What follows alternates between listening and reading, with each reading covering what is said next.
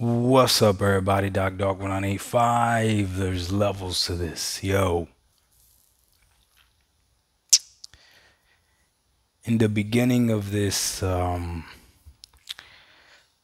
console generation, console war thing, whatever it is that we're doing on here, I used to go on PlayStation centric podcasts. I've been on a few of them, and I would argue, debate, have conversation with the Sony fan base, right? Shout out to my big bro Porter Rock. I've been on his podcast. I've been to the round table with King Thrash. Shout out to you. Appreciate you.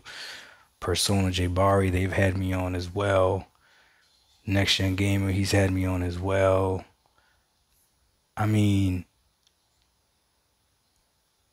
and we've had some pretty good conversations. Now, they always wondered why I wanted to represent Xbox so hard or why I liked Xbox so much this generation.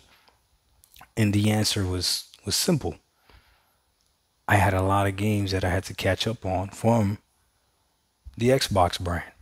And thanks to a lot of you guys helped me out and said, hey, you should try this game out.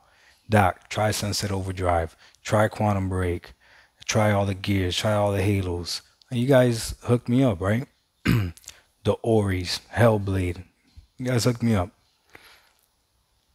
Now, one of the things that I've always admitted is one of the reasons why I fell for the Xbox Series X was the marketing. I don't remember who said it.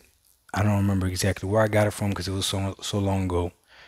But I did believe that the Xbox Series X was going to work like a PC would work, where it was as powerful as like a 2080 or something like that, and that you'd be able to scale these games and get high frames and all this other stuff.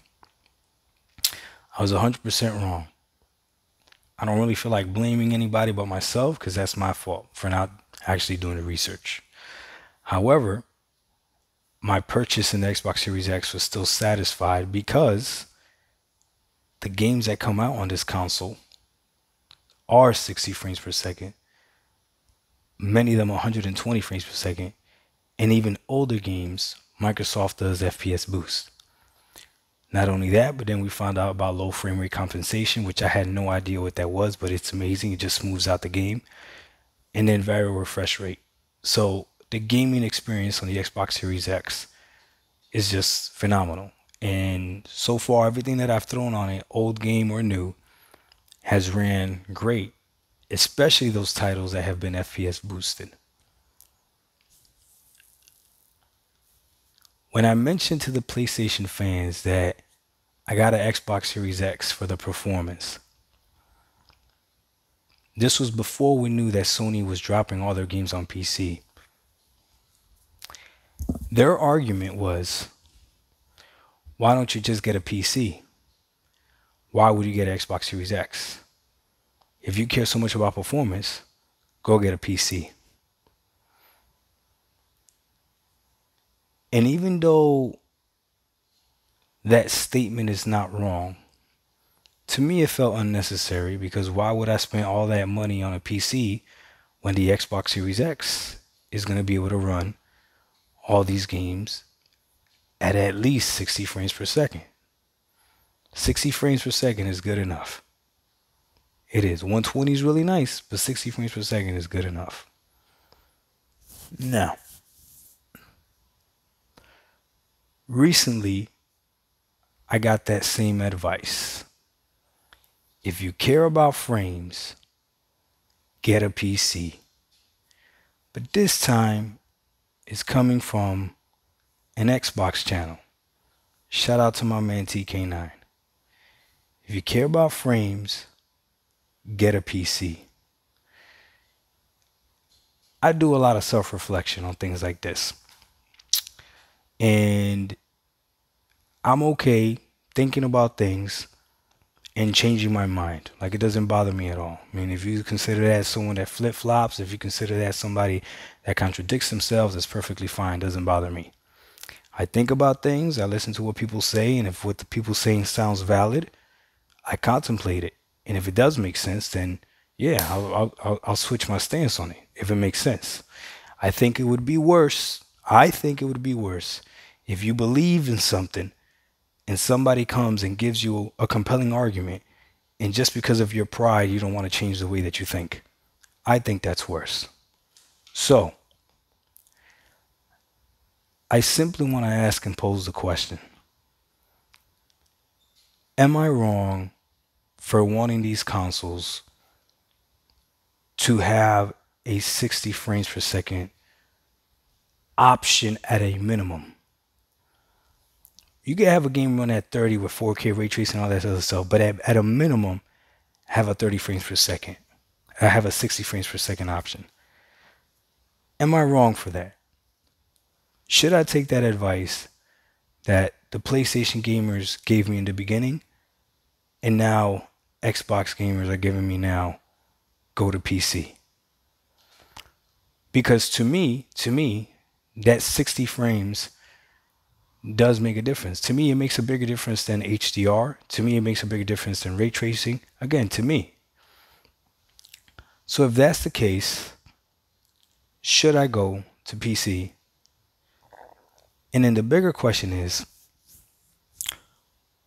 what are we allowed to demand or ask for from these consoles? Should we just take whatever they give us, and then the answer is, if you don't like it, just go to PC? And that's why I had to make this video, because even though it does logically make sense, if you care about frames that much, go to PC, you won't have to worry about it. That is a true statement. Obviously, I would have to spend a lot more, but the reason why that bothers me so much is because the Xbox is not the problem. The Xbox Series X has proven that it can run games at 60 frames per second. It runs games at 120 frames per second. The Xbox Series S has proven that it can run games at 60, and it could run games at 120 frames per second. The problem are these games that are coming out at only 30 frames. It's not the consoles. So maybe I shouldn't stop gaming on Xboxes. Maybe I should do what I've been telling people to do, that if you feel the same way that I feel, don't go out and support this game. Don't go out and promote these games. No matter how great they may be, there has to be a stance. Because I'm willing to bet that a Plague Tale Requiem and Gotham Knight will get a patch. I'm willing to bet they will. And then magically, they'll be able to run at 60 frames per second on the Series X and on the Series S. But I definitely want to hear from the community on this one, because I'm not too prideful or stubborn enough to realize maybe I should just shut up and take what I get from these consoles and not complain. Thank you, Microsoft, for whatever it is that you're allowing these developers to give us. Thank you, PlayStation, for just giving me whatever it is that you're giving me. Spider-Man at 120 hertz hits different. That's facts. Halo Infinite at 120 hertz hits different. That's facts. Playing Forza Horizon 5 at 30 frames, all the bells and whistles, versus playing Forza Horizon 5 at 60 frames hits different. 60 frames all day.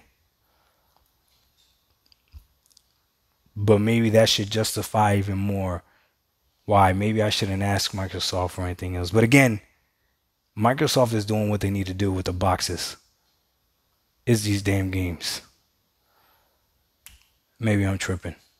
I really need your help on this one, guys.